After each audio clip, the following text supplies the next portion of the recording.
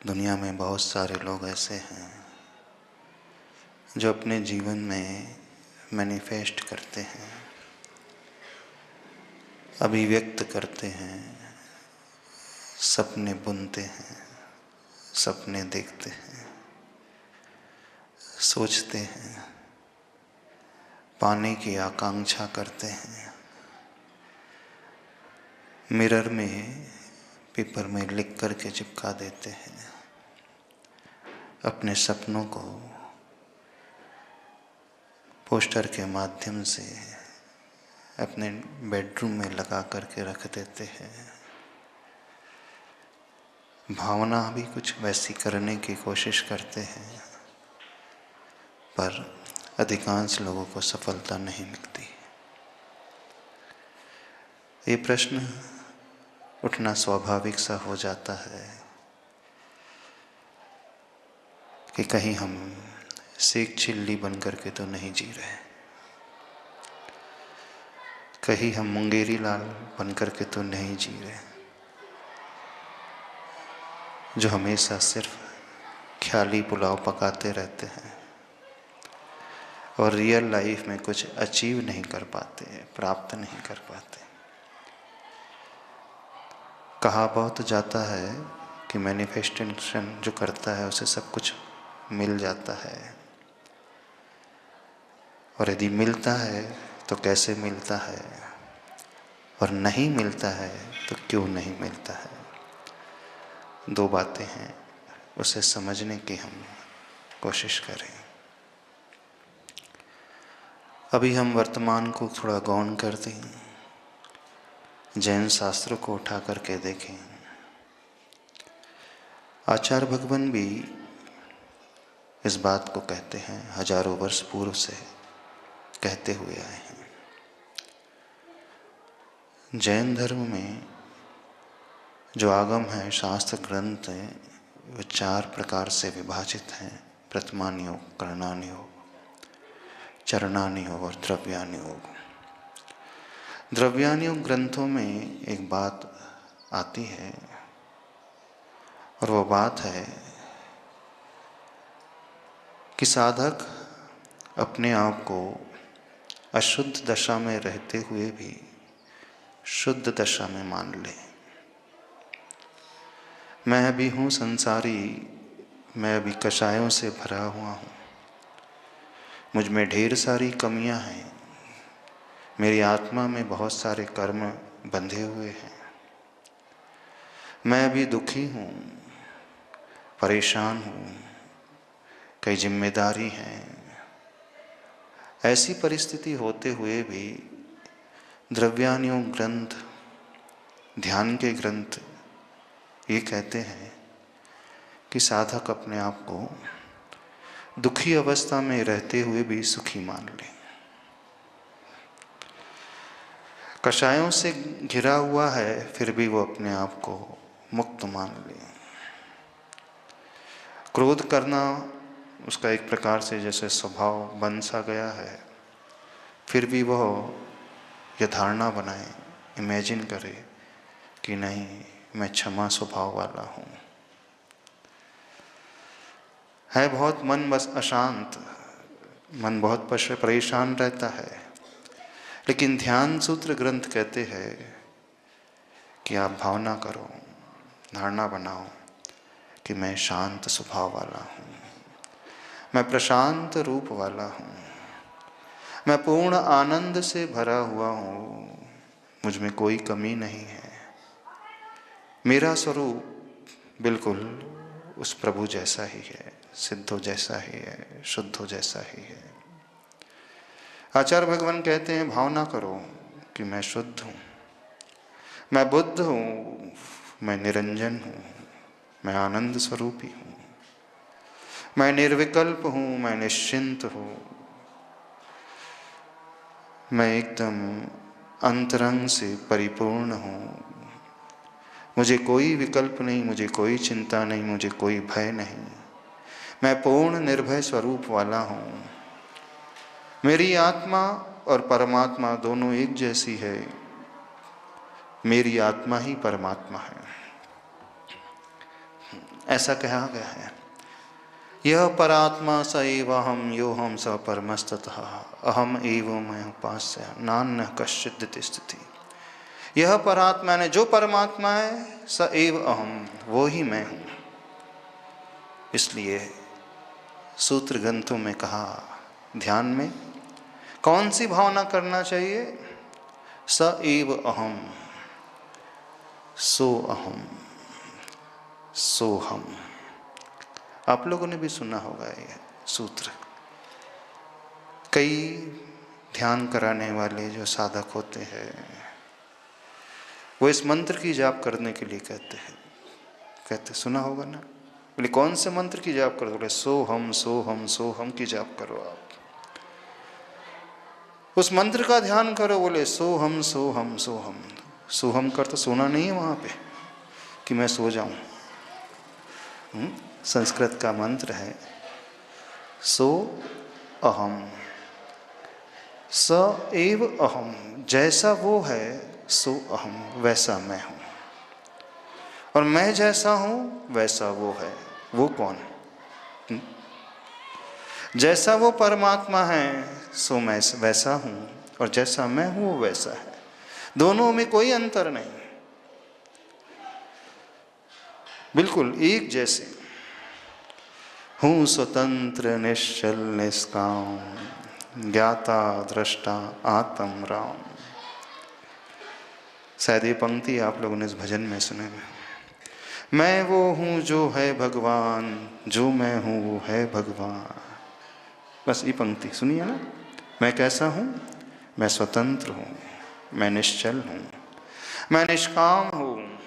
मेरे भीतर कोई कामना नहीं, कोई चंचलपना नहीं, कोई परतंत्र दशा नहीं। मैं बंधा हुआ नहीं हूँ। मैं पूर्ण अपने आप में परिपूर्ण स्वतंत्र आज़ाद हूँ। मैं पूर्ण रूप से मुक्त हूँ। और तो और कह दिया गया, मैं वो हूँ जो है भगवान। कोई अंतर नहीं। संसारी व्यक्ति है कीड़ा मकोड़ा, है नाली के कीड़े की भांति जिंदगी जी रहा है। वो घुट घुट करके जीवन जी रहा है। दिन भर लड़ाई भिड़ाई कर रहा है, दिन भर कषाय करते रहता है, दिन भर पसीना बहाते रहता है कमाई के लिए, दिन भर टेंशन में रहता है, परिवार की समस्याओं से घिरा हुआ रहता है। बच्चों की टेंशन, पत्नी की टेंशन, रिश्तेदारों की टेंशन, नौकरी की टेंशन, व्यापार की टेंशन। तो दिन भर वो तनावग्रस्त रहता है। और आचार्य भगवान कहते हैं, भले ही तुम ऐसे रह रहे हो, कोई डरने की बात नहीं, कोई चिंता करने की बात नहीं। बोले अपने आप को कैसा मानो? मैं वो हूँ जो है भगवान। कुछ ज़्यादा लंबी तो नहीं फेंक दी आचार्य भगवान ने? ज़्यादा कुछ बहुत एग्जैगरेट तो नहीं कर दिया? तुलना भी करना था तो थोड़े से कर लेते। मैं वो हूँ जो बड़ा आदमी है, मैं वो हूँ जो एक साधु है, मैं वो हूँ जो एक आचार्य है, मैं वो हूँ जो एक गुरु है। इतना नहीं कहा उन्होंने, इतने में नहीं रुके वो। बोले क्या मानो अपने आप को? मैं वो हूँ जो है भगवान। थोड़े में वो सेटिस्फाइड ही नहीं हो रहे हैं, वो स्वीकार करने को तैयार नहीं। निचली अवस्था बर्दाश्त बिल्कुल नहीं होगी, चाहिए तो पूरा 100% as it is, 100% pure soul, 100% शुद्ध आत्मा, परमात्मा, भगवान आत्मा, जिसमें कोई कमी नहीं, जिसके भीतर कोई दुख नहीं, कोई तनाव नहीं, कोई भय नहीं, कोई चिंता नहीं, कोई विकल्प नहीं। निश्चिंत दशा जिनकी, निर्विकल्प दशा, निर्भय दशा, सच्चिदानंद स्वरूप जो होते हैं, सत चित और आनंद से भरे हुए। बोले अपने आप को उनसे एक रत्ती भी कम नहीं मानना। इस मंदिर में आप जाते हो, वो महावीर भगवान की मूर्ति है, आदिनाथ भगवान की प्रतिमा है, उनके दर्शन करो। और दर्शन करके ये सोचो, भगवान तुम में और मुझ में कोई अंतर नहीं। थोड़ा सा अति नहीं हो रही? ये थोड़ा सा अभिनय जैसा नहीं लग रहा? अभिमान की ओर नहीं जा रहे, अथवा अभिमान की ओर ले जाने के लिए आचार्य भगवान कहीं प्रेरित तो नहीं कर रहे। और उसकी वास्तविक दशा क्या है? वास्तविक दशा, भगवान तो दूर, भगवान का नौकर भी नहीं है वो, चाकर भी नहीं है, दास भी नहीं हो पा रहा है। भगवान एकदम निश्चिंत और दिन भर चिंता से ग्रसित रहता है। भगवान एकदम निर्भय और इसे छोटी छोटी बातों में, छोटी छोटी घटनाक्रम में भय लगने लगता है, डर लगने लगता है। भगवान क्षमा के, करुणा के अवतार, और यहाँ पारा सीधे 7वें आसमान पे हमेशा रहता है। ऐसी तो उसकी दशा है। हमेशा लड़ने भड़ने वाला स्वभाव जिसका है, हमेशा डरने वाला स्वभाव है, पूर्ण अशुद्ध और दुखी अवस्था जिसकी है, उस अवस्था में द्रव्यानियों ग्रंथ ये कहते हैं, ध्यान सूत्राणी ग्रंथ ये कहते हैं कि धारणा करो, धारणा ध्यान करो। और क्या ध्यान करो? शुद्धोहम, बुद्धोहम, निरंजनोहम, निष्कषाय स्वभावोहम, आनंद स्वरूपोहम, प्रशांत रूपोहम, शांत स्वरूपोहम, निष्कलंकोहम, निर्द्वंदोहम। मैं ये रूप नहीं, ये रूप नहीं, तो हूँ क्या? हाँ, प्रशांत रूप, चित आनंद स्वरूप, पूर्ण सुखी में, सुख स्वभावो हम, सुख स्वरूपो हम। बोले ऐसा मानो अपने आप को। तो ऐसा मानने से हम सुखी हो जाएंगे, शुद्ध हो जाएंगे, बुद्ध हो जाएंगे, निर्विकल्प हो जाएंगे, निर्भय हो जाएंगे। अब एक प्रश्न हमेशा उठता है, आपने कई बार ध्यान किए भी होंगे, सुने भी होंगे, है ना? और हमने भी ऐसे कई बार ध्यान भी कराए हैं। क्या भावना भाने के लिए कही है? शुद्धो हम, बुद्धो हम। तो जब ये आप बोलते हैं, अपने मुख से उच्चारण करते हैं, तो हंसी आती कि नहीं कभी? हाँ, नहीं आती हंसी? ऐसा नहीं लगता मन बहला रहे हैं महाराज जी लोग? अब ये लिखा सूत्र किन्होंने? दिगंबर जैनाचार्यों ने लिखा। और किसके लिए लिखा है? जो संसारी व्यक्ति है, दुखी व्यक्ति, उसके लिए लिखा है। बोले ऐसा भाव ना भाव। ऐसी भावना से बिल्कुल भी कम भावना नहीं होनी चाहिए। उत्कृष्ट भावना, सर्वोत्कृष्ट भावना। सपने देखना तो बिल्कुल ऐसे सर्वोत्कृष्ट देखो, 99% भी एक्सेप्टेंस नहीं होना चाहिए। 100% जब तक नहीं है तब तक हम एक्सेप्ट ही नहीं करेंगे। उससे नीचे, उससे कम में हम स्वीकार करने को तैयार ही नहीं रहेंगे। हम हैं तो भगवान के बराबर है, भगवान से कुछ भी रंच मात्र भी कम नहीं है।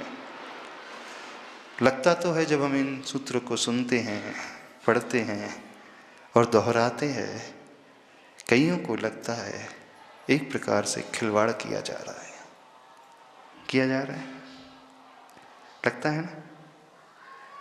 कईयों के मन में प्रश्न उठता है। इसलिए उठता है कि वो 10 मिनट इन्हें गुनगुनाता है, पढ़ता है, उच्चारण करता है, जाप देता है, 15 मिनट, आधा घंटा ध्यान में बैठता है, इन सूत्रों को अपने मुख से कहता है, और बैक ऑफ द माइंड ही चलता रह रहा है। अब ठीक है, गुरु कह रहे तो अपन भी कह देते हैं, शास्त्रों में लिखा है तो अपन भी मान लेते हैं। पर सावधान, यदि आपके मन में गुरु कह रहे हैं इसलिए आप मान रहे हो, लिखा है शास्त्रों में इसलिए मान रहे हो, अब कुछ समझ में तो आता नहीं है फिर भी कर ही देते हैं, तो ध्यान रखो आपके जीवन में कुछ नहीं होगा, कोई परिवर्तन नहीं आएगा, कोई लाभ नहीं होगा। क्योंकि आचार्य भगवान इस द्रव्यानियोग ग्रंथों के सूत्रों को मन बहलाने के लिए नहीं दे रहे हैं, हवा महल बनवाने के लिए नहीं दे रहे हैं। वे कहते हैं यदि कोई अंतरंग से इन भावों को भाने वाला हो जाएगा, अनुभव करने वाला हो जाएगा, फील करने वाला हो जाएगा, महसूस करने वाला हो जाएगा, उसमें डूबने वाला हो जाएगा, तो एक दिन वो उसी रूप में अपने आप को पालेगा। आचार्य कुंद स्वामी जी प्रवचन सार ग्रंथ में गाथा लिखते हैं, और बड़ी अच्छी गाथा, गजब की गाथा। शुद्धम तु वियानंतो शुद्धम एव पयम लहदि जीवो, जानंत तु अशुद्धम अशुद्ध जीव पयम लहदि जीवो। समझ में आया? प्राकृत में गाथा थी, हमने क्या कहा, आचार्य भगवान ने क्या कहा? आचार्य भगवान कह रहे हैं शुद्धम तु वियानंतो, वियानंतो अर्थात जो जानता है, जो शुद्ध अपने आप को जान देता है, सुख रूप अपने आप को जान लेता है, शुद्धम एव पयम लहदि जीवो, वो शुद्ध अवस्था को प्राप्त कर लेता है। जानने से अर्थ यहाँ पर ब्रेन की बात नहीं की जा रही। विद धातु जानने के अर्थ में भी है और विद धातु अनुभव करने के अर्थ में भी है।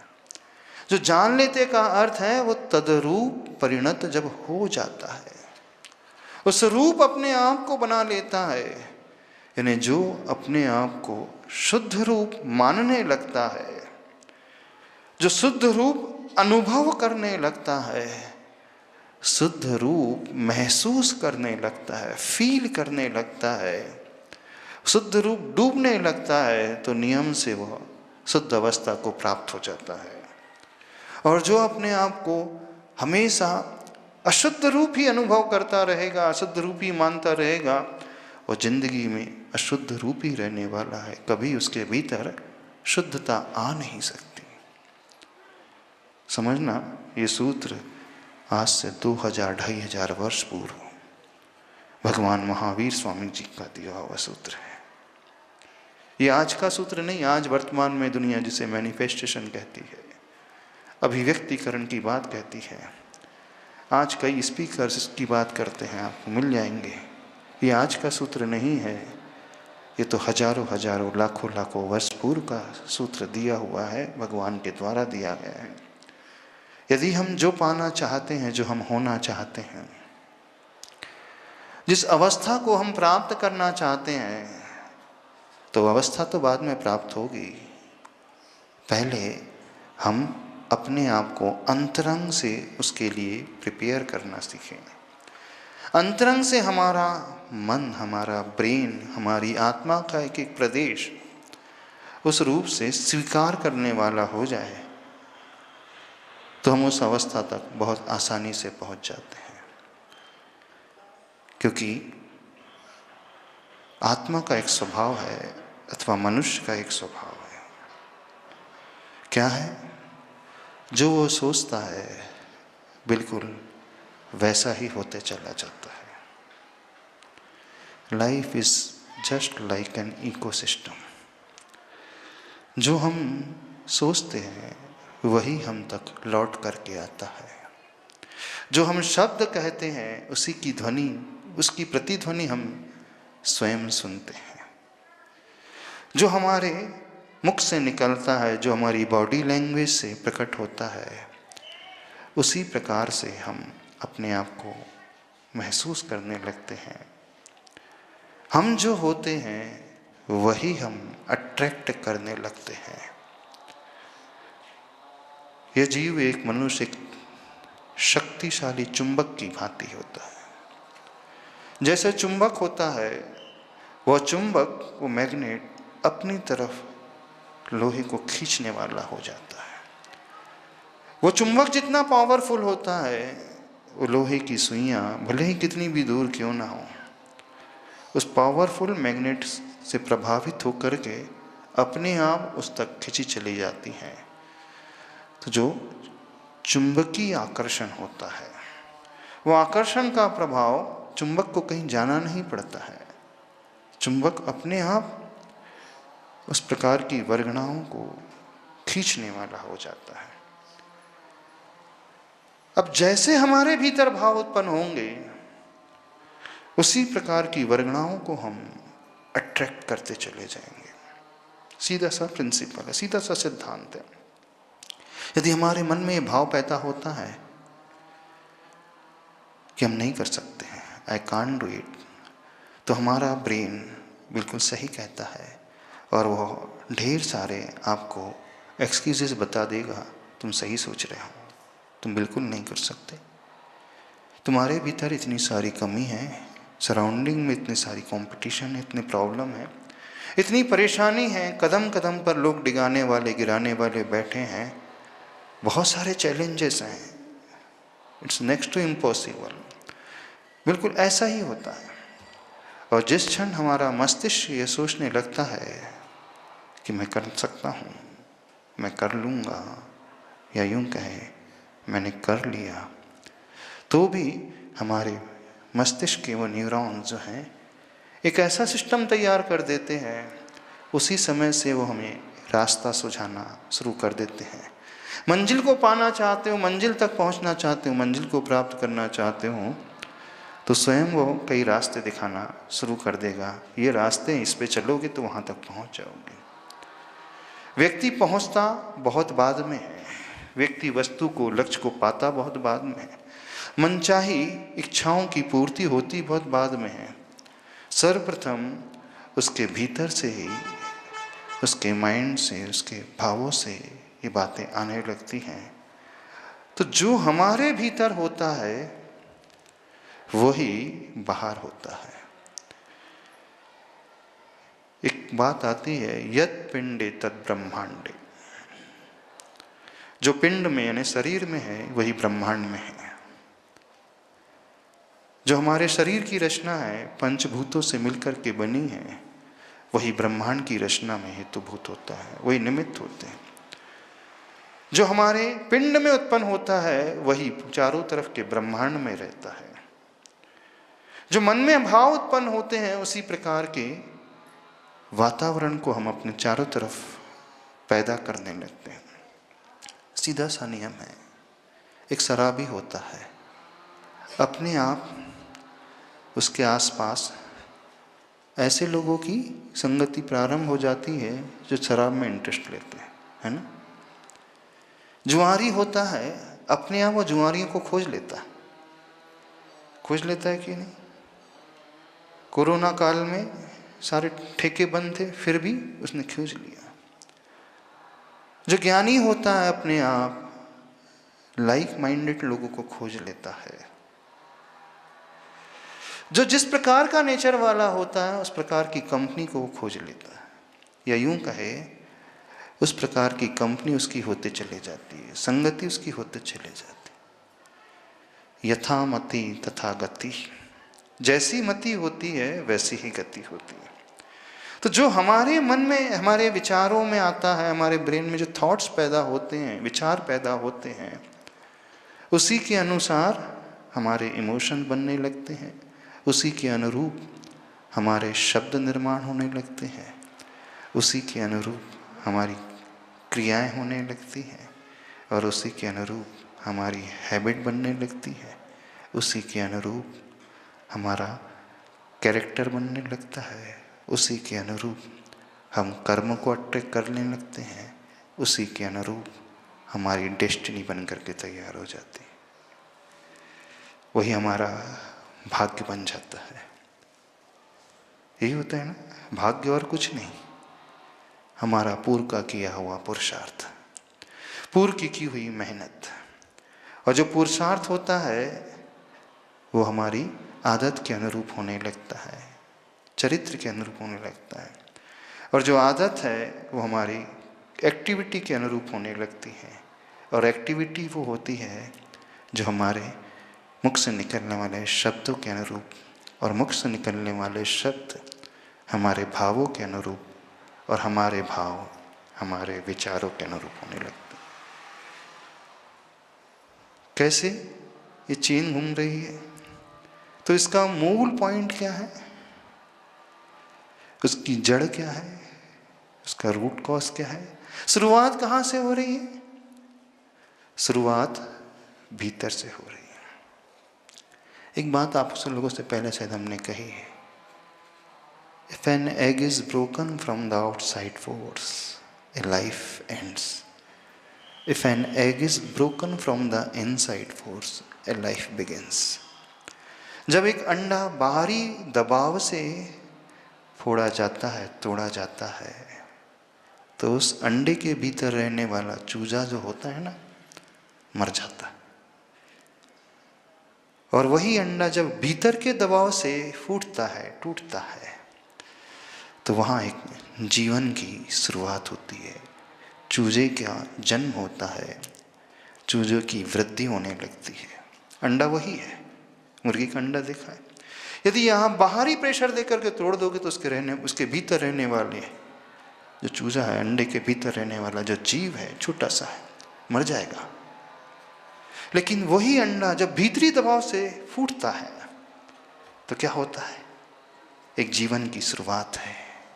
उसमें से चूजे का जन्म होता है, वो निकलता है बाहर, और बाहर निकल कर के धीरे धीरे वो बढ़ने लगता है, वो बड़ा हो जाता है।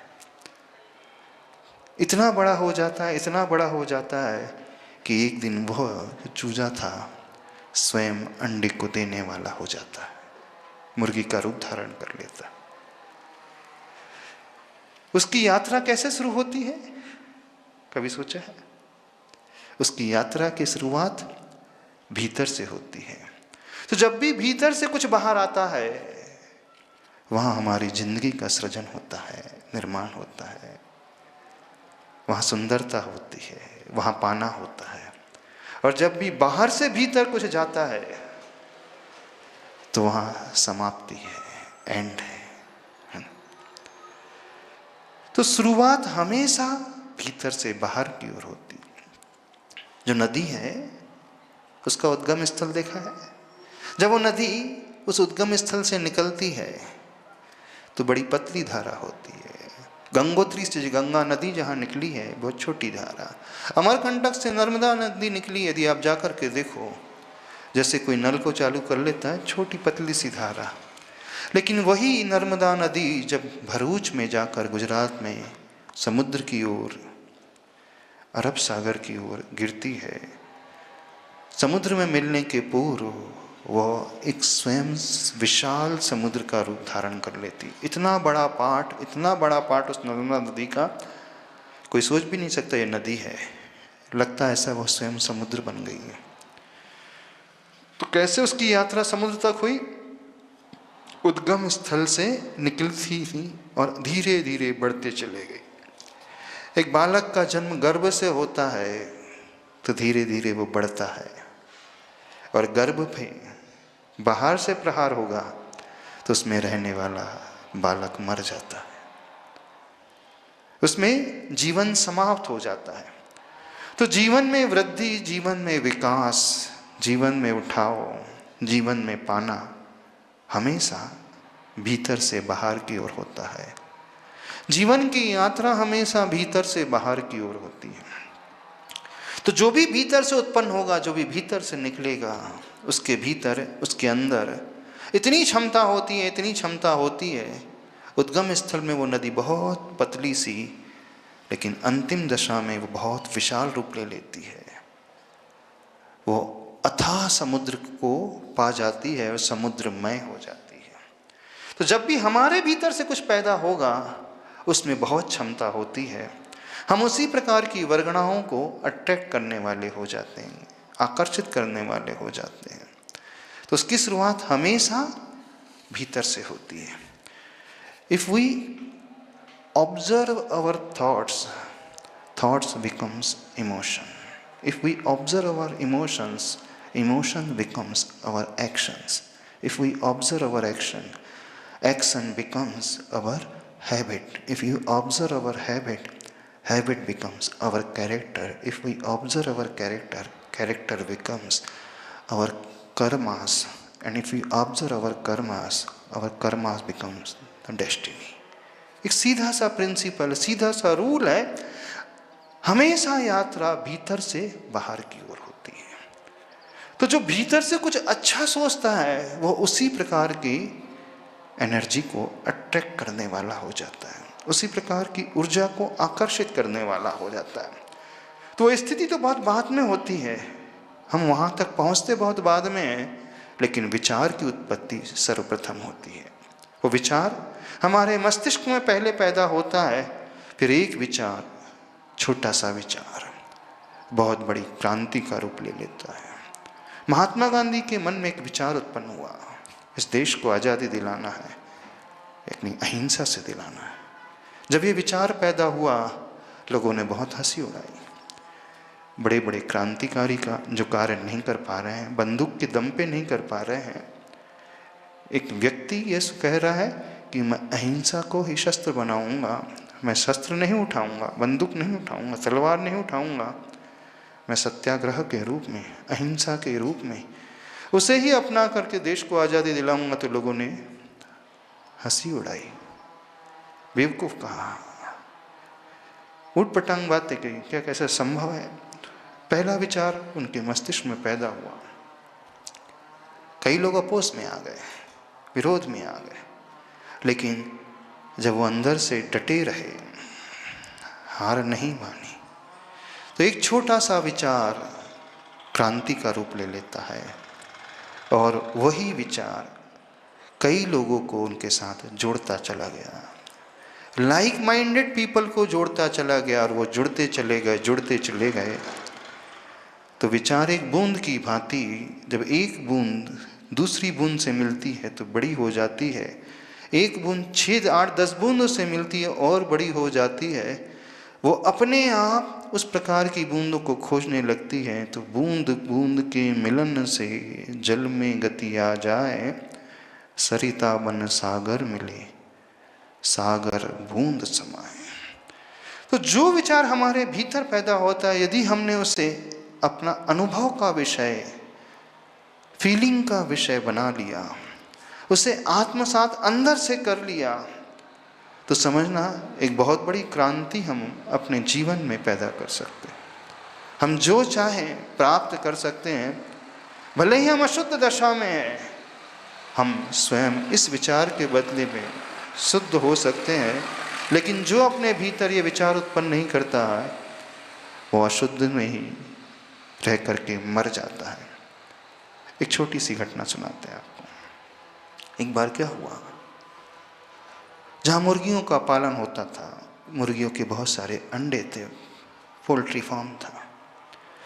उन्हीं मुर्गी के अंडों में एक गिद्ध का अंडा गिर जाता है। अब उन अंडों में से उन चूजों का जन्म होता है, और गिद्ध के अंडे से में भी उस चूजे का जन्म होता है। धीरे धीरे वे बढ़ने लगते हैं। जो मुर्गी के चूजे थे, उसी गिद्ध के साथ खेला करते थे। एक दिन उस गिद्ध के बच्चे की दृष्टि उससे आसमान की ओर जाती है। बहुत ऊपर ऊंचाई में एक गिद्ध पक्षी उड़ रहा था। तो जैसे ही उस गिद्ध को देखता है, वो अपनी माँ से पूछता है, मामा ये ऊंचे आकाश में कौन सा पक्षी उड़ रहा है। तो मुर्गी उससे कहती है, ये हम पक्षियों का राजा है, इसकी ऊंचाई की उड़ान बहुत ऊंची होती है। हम मुर्गी हैं, मुर्गी के बच्चे हैं, हमारी उड़ान 10 फीट 12 फीट इतनी ही होती है, तो हमें उतना नहीं सोचना चाहिए। तो वो बच्चा अन्य मुर्गी के चूजों के साथ खेलने लगता है। कुछ समय और बीतता है, महीने 2 महीने बीतते हैं। फिर उसके मन में ये भाव जागृत होता है। ऊंचे आसमान में गिद्ध को देखता है, फिर पूछता है, वो कौन है, क्या हम ऊपर नहीं उड़ सकते। बोले, तुम मुर्गी के बच्चे हो, तुम्हारी औकात हमारी औकात एक घर से दूसरे घर तक जाने की, उससे ज़्यादा नहीं। एक आंगन से दूसरे आंगन तक जाने की है, उससे अधिक नहीं, उससे अधिक ऊंचाई को हम छू नहीं सकते। फिर वो मन मार करके रह जाता है, उन बच्चों के साथ खेलने लगता है। 2-4 महीने और बीतते हैं। फिर एक यकायक उसकी दृष्टि पुनः आसमान पे जाती है। फिर वही प्रश्न। फिर मुर्गी उसे समझा देती है, हम गिद्ध नहीं मुर्गी हैं। अब वो मुर्गी के बच्चों के साथ रहते रहते, खेलते खेलते, कूदते खेलते, खाते पीते बड़ा होता चला गया। और कुछ समय के बाद जैसे मुर्गियों की आयु पूरी हो गई, उस गिद्ध की भी आयु पूरी हो गई और वो मर जाता है। अब प्रश्न ही उठता है, जो गिद्ध के अंडे से पैदा हुआ था, क्या वह ऊंचे आसमान को छू नहीं सकता था? बताइए, छू तो सकता था, क्योंकि वो था तो गिद्ध का ही बच्चा। लेकिन वह मुर्गियों के साथ रहते रहते, उन्हीं के साथ खेलते कूदते, खाते पीते, जीवन बिताते, समय बिताते, कभी ऊपर उड़ ही नहीं पाया और उतना ही ऊपर उड़ पाया जितना मुर्गियां उड़ पाती थी, और वैसे ही मरण को प्राप्त हो गया। क्या उसके भीतर शक्ति नहीं थी? शक्ति तो थी, शक्ति थी उसके भीतर, ऊंचे आसमान को छूने की शक्ति थी। लेकिन जो भाव उसके भीतर, जो विचार उसके भीतर पैदा हुआ था, विचार पैदा होते ही उसे समाप्त कर दिया गया। मुर्गी ने यह कहकर के समाप्त कर दिया, हम मुर्गी हैं, मुर्गी के बच्चे हैं, हमारी लिमिट है, हम इससे ऊपर नहीं उड़ सकते। ऐसे ही कई लोग होते हैं, कई तो ऐसे होते जिनके मन में विचार ही पैदा नहीं होता है, जिनके मस्तिष्क में कोई विचार ही पैदा नहीं होता। वो जैसे पैदा होते हैं वैसे ही मर भी जाते, अधिकांश तो वे ही होते हैं। कुछ होते हैं जिनके मस्तिष्क में, ब्रेन में ये विचार पैदा तो होता है। जैसे बात चल रही है मैनिफेस्टेशन की, सुन करके उनके मन में भी विचार पैदा होता है ना। कौन सा विचार? मुझे भी अपनी लाइफ बहुत अच्छी बनाना है, मुझे भी गाड़ी चाहिए, मुझे भी बंगला चाहिए, मुझे भी करोड़ों का पैकेज चाहिए, मुझे वो बड़ी कार चाहिए, मुझे एक अच्छी सी फैमिली चाहिए, अच्छे से बच्चे चाहिए, परिवार चाहिए, लग्जरी चाहिए, सुंदर सा शरीर, फिटनेस जिसमें बनी रहे वो चाहिए। विचार तो पैदा बहुतों के मन में हो जाता है, अधिकांशों के मन में पैदा हो जाता है।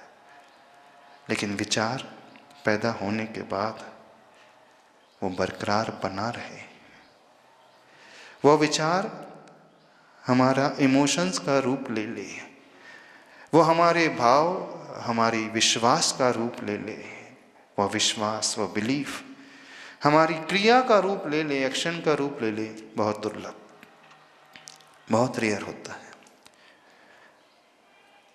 तो अधिकांश लोग तो उस कैटेगरी में आते हैं जिनके मन में, जिनके मस्तिष्क में कभी विचार ही पैदा नहीं होता। कुछ थोड़े उनसे अच्छे होते हैं जिसके मस्तिष्क में विचार तो पैदा होता है, जैसे उस गिद्ध के बच्चे में विचार पैदा हुआ, मुझे भी ऊंचाइयों को छूना है, मुझे भी ऊंचाई को छू करके आसमान तक उड़ना है।